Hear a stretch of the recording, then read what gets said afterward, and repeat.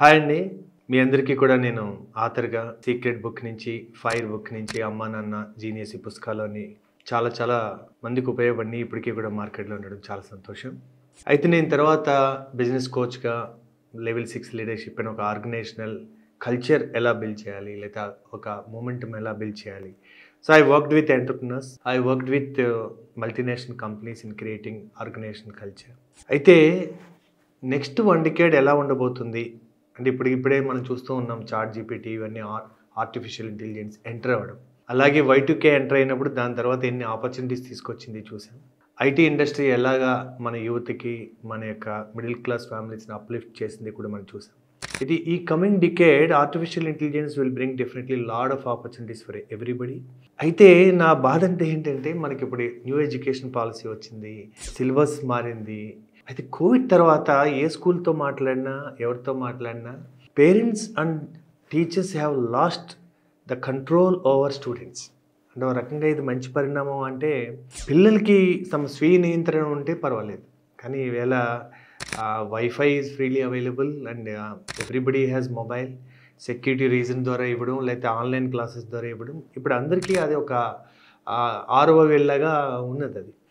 So అయితే students చేతిలో ఉండడం వల్ల క్లాస్లో ఎంతవరకు పాఠాలు వింటున్నారు, లేదా ఎంతవరకు వాళ్ళ మైండ్లో పొద్దున్న చూసింది ఆ మైండ్లో తిరుగుతుంది, వాళ్ళు చూసినటువంటి వీడియోని బట్టి ఎదురుకున్న వ్యక్తులు ఎలా కనపడుతున్నారు, ఇవన్నీ ఎవరికి నియంత్రణ లేకుండా పోయింది. అంటే ఒక బ్రహ్మచర్యం ఉండాల్సినటువంటి ఒక ఏజ్ ఏంటంటే ఫుల్ ఫోకస్ ఉండాల్సినటువంటి సమయం. ఆ సమయంలో కొంతమంది ఫియర్ తోటి చదువుతుండొచ్చు, లేదా కొంతమంది ఇన్స్పిరేషన్ తోటి చదువుతుండొచ్చు. మ్యాక్సిమం నేను చూసినది ఏంటంటే default careers. So life can be by default or by design. So default career ఏంటంటే, సో మనకి తెలిసింది ఇప్పటికీ కూడా చాలామంది ఇంజనీరింగ్ ఆర్ డాక్టర్ ఆర్ కొత్తగా కొన్ని వచ్చినాయి chartered accountants or company secretary, law, ఇలా ఇవన్నీ ఉన్నా కొన్ని కొత్తవి యాడ్ అయి ఉంటాయి. సో అదే ఐటీ తీసుకుంటా ఉంటే కొంతమంది ఎవరైనా ఆర్టిఫిషియల్ ఇంటెలిజెన్స్ తీసుకుంటా ఉండొచ్చు.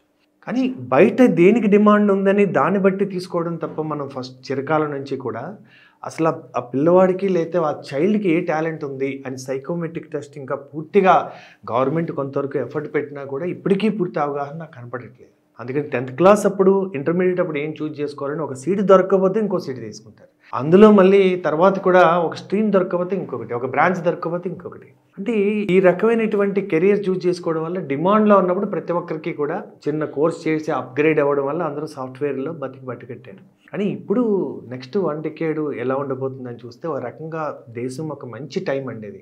అంటే 2030 కల్లా మనం 3rd లార్జెస్ట్ ఎకానమీ అని చెప్తున్నాం, 5 ట్రిలియన్ ఎకానమీ అని చెప్తున్నాం, India has become powerful country అని చెప్తున్నాం. 2047 అంటే 100 సంవత్సరాల స్వాతంత్రం, అంటే మన సెంటినరీ సెలబ్రేషన్ అప్పటికి India is going to be one of the powerful or the most powerful అవ్వచ్చు అని చెప్తున్నాం. చాలా బాగుంది ఇవన్నీ. కానీ మన రోల్ ఏంటి దాంట్లో? మనం క్రియేటర్స్గా ఉంటామా, కంట్రిబ్యూటర్స్గా ఉంటామా, కన్జ్యూమర్స్గా ఉంటామా, కమోడిటీగా మారిపోతామా? అంటే బై 2030 అంటే ఇప్పుడు పిల్లలు 10th క్లాస్లో ఉన్న వాళ్ళు 2 years ఇంటర్మీడియట్ చేసి, డిగ్రీ చేసి, మాస్టర్స్ చేసి బయటకు వచ్చేటప్పటికి ఈ జర్నీ అంతా 7-8 years పడితే అప్పుడు ఎలా ఉందో దాన్ని బట్టి ఇప్పుడు ప్రిపేర్ అవ్వాలా, లేదా ఇప్పటి నుంచి తయారై అప్పుడు ప్రపంచం మారిపోతే అప్పుడు సర్ప్రైజే షాక్ తినాలా? అంటే ఇంత యువత ఎక్కువ ఉన్న దేశం అంటున్నాం, 55% అని మనం చెప్తున్నాం. మరి ఇంత యువత ఏమాత్రమో భవిష్యత్తుని దృష్టిలో పెట్టుకుని వాళ్ళు ఎలాంటి వ్యక్తులుగా తయారవ్వాలి అని అడాప్ట్ అయ్యే విధంగా వాళ్ళ యొక్క కోర్ కాంపిటెన్స్ని బట్టి చూజ్ చేసుకుని ఉంటే దెన్ ద ఫ్యూచర్ వరల్డ్కి వీళ్ళు ఇప్పటి నుంచే తయారైతే అది ఒక విజనరీ లైఫ్ అవుతుంది. ఒక లీడర్స్గా, ఎంటర్‌ప్రెన్యూర్స్గా థ్రైవ్ అవుతారు. అంటే నాకు జాబ్ చేయడం ఇబ్బంది కాదు. అందుకే ESBI అంటారు, employee, self employed, business owner, investor. ఈ 4 basic careers to earn money. But mind set ఎలా ఉంది? ఎంప్లాయీ మైండ్ సెట్ అనేది అబ్సల్యూట్ అయిపోతుంది. ఆర్గనైజేషన్స్ అన్నీ ఏ టైం అన్నా ఎంత పెద్ద ఎంప్లాయీ అన్నా ఓవర్నైట్ లే ఆఫ్ చేస్తుంటాయి. మీ జీవితం మీద మీ కంట్రోల్ లేనట్టే కదా. అదే సెల్ఫ్ ఎంప్లాయిడ్కి చాలా ప్రొఫెషన్స్ అబ్సల్యూట్ అయిపోతాయి. సపోజ్ కౌన్సిలింగో, కెరియరో, లేకపోతే ఒక మోటివేషన్ స్పీకర్ అనుకోండి, ఒక బటన్ నొక్కితే speakers are available, knowledge is available, information is available until and unless there is something unique in your presence. ఆ ఎనర్జీ లేనప్పుడు యూ బికమ్ కమోడిటీ. అక్కడ ఎవరొకరు కావాలి, లేదా ఎవరో అవసరం లేదు. డిమానిటైజేషన్ లాగా డిమెటీరియలైజేషను చాలా ప్రొఫెషన్స్ అబ్సల్యూట్ కూడా అయిపోతాయి. ఇలాంటి యొక్క తరుణంలో అసలు ఈ మైండ్ సెట్ ఎలా ఉండాలి, ఆలోచన అంటే ట్రాజెక్టరీ, మన డైరెక్షన్ ఎటువైపు ఉండాలి, ఎంత స్పీడ్గా వెళ్ళేమని కాదు, అసలు ఎక్కడికి వెళ్తున్నాం అనే డైరెక్షన్ సరిగ్గా ఉందా లేదు తెలియడానికి నేను యువత కోసం ఒక summit, S young entrepreneur summit అని. ఎందుకంటే ఏం చదువుతున్నా ఓకే, బట్ మైండ్ సెట్ ఎలా ఉంది? If you don't have an entrepreneur mind set, entrepreneur అంటే క్రియేటర్స్ మైండ్ సెట్, అంటే నువ్వు ఉద్యోగం చేయాలి, ఎంటర్ప్రినర్ అంటారు లేదా లీడర్ అనొచ్చు. సో ఒక ఆర్గనైజేషన్లో లీడర్గా ఉండాలన్నా, బిజినెస్లో లీడర్గా ఉండాలన్నా, సొసైటీలో లీడర్గా ఉండాలన్నా, ఇంట్లో లీడర్గా ఉండాలి. Leadership is a responsibility.